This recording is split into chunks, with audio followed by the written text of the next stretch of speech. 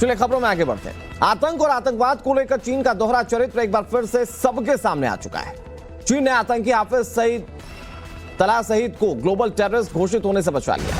UN में भारत ने आतंकवादी हाफिज सईद के बेटे तला सईद को ग्लोबल टेररिस्ट घोषित करने का प्रस्ताव पेश किया था।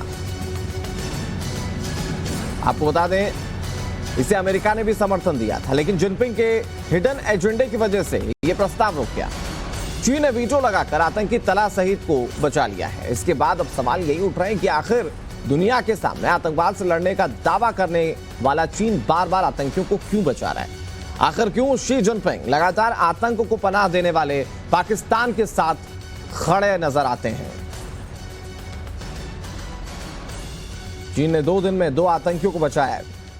दरअसल आतंक को लेकर भारत की सोच क्या है? वैश्विक पटल पर भारत बार बार इसे कहता रहा है। इस बार हाफिज सईद के बेटे तला सईद को आतंकियों की लिस्ट में डालने को लेकर भारत ने प्रस्ताव रखा था और इस पर चीन ने एक बार फिर से अड़ंगा लगा दिया। बड़ी बात यह कि अमेरिका जैसा देश भी इस प्रस्ताव में भारत के साथ था। बावजूद इसके चीन ने पाकिस्तान का साथ दिया। अब जब वैश्विक पटल पर आतंकवाद को लेकर बात होती है तो चीन खुद को शांति का हिमायती बताता है कि वो कैसे आतंकवाद के खिलाफ जंग लड़ रहा है या उसके खिलाफ खड़ा है। लेकिन ऐसे मौकों पर वो बार बार अपने असली चरित्र को पूरी दुनिया के सामने रख देता है।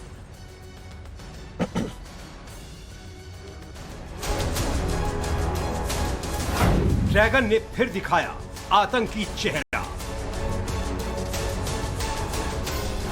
दुनिया के सामने बेनकाब हुआ जिनपिंग का हिडन एजेंडा।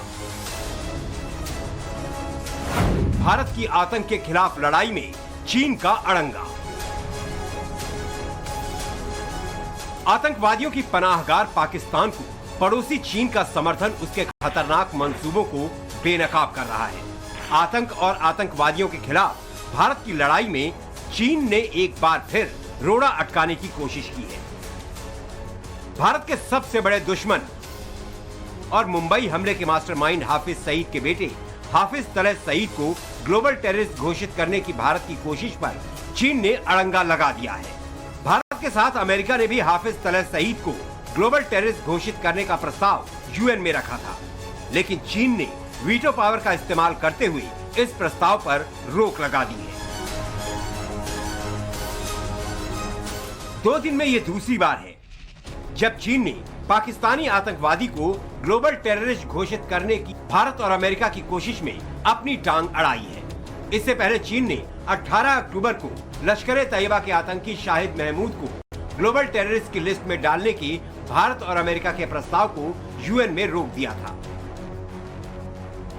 पाकिस्तान प्रायोजित आतंकवाद से भारत लगातार लड़ रहा है। इंटरनेशनल स्टेज पर पाकिस्तान को बेनकाब करने की भारत ने हर बार कोशिश की है, लेकिन चीन बार बार पाकिस्तान को बचाने में अपनी पूरी ताकत झोंक देता है। 2022 में ही ये 5वीं बार है जब चीन ने आतंकवादियों को ब्लैकलिस्ट में शामिल करने की भारत अमेरिका के प्रस्ताव पर वीटो का इस्तेमाल किया है। सितंबर में लश्कर-ए-तैयबा के आतंकवादी साजिद मीर, अगस्त में जैश-ए-मोहम्मद के आका मसूद अजहर के भाई अब्दुल रऊफ अजहर और जून में लश्कर और जमात-उद-दावा के आतंकी अब्दुल रहमान मक्की को चीन ने बचाया। अब 2 दिन के भीतर 2 आतंकियों को भी चीन ने खुला समर्थन दिया है। चालबाज चीन की इन चालाक हरकतों से साफ है कि वो आतंकवाद को लगातार बढ़ावा दे रहा है। इसके लिए उसकी पसंद पाकिस्तान है। दुनिया के हर मंच पर चीन आतंकवाद से लड़ने के दावे तो खूब करता है, लेकिन जब आतंक के खिलाफ एक्शन की बात आती है तो चीन हमेशा दोहरा चरित्र दिखाता है। वो बार बार आतंकियों को सपोर्ट करने से बाज नहीं आता। मुंबई हमले के मास्टरमाइंड हाफिज सईद को भी ग्लोबल टेररिस्ट की लिस्ट में शामिल करने की भारत की कोशिशों को चीन ने कई बार रोका। हालांकि भारी दबाव के बाद उसे झुकना पड़ा, मगर अब उसने हाफिज सईद के बेटे तलह को बचाकर अपना आतंक प्रेम एक बार फिर जाहिर किया है। हाफिज तला सईद को मोदी सरकार ने इस साल 8 अप्रैल को यूएपीए अधिनियम के प्रावधानों के तहत आतंकवादी घोषित किया था। गृह मंत्रालय ने अधिसूचना में साफ किया था कि तलह भारत के हितों के खिलाफ पश्चिमी देशों और अफगानिस्तान में जिहाद फैलाने में शामिल रहा है।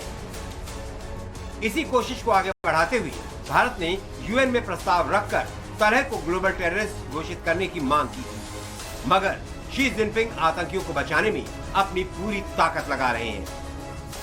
ब्यूरो रिपोर्ट, टाइम्स नाउ नव भारत।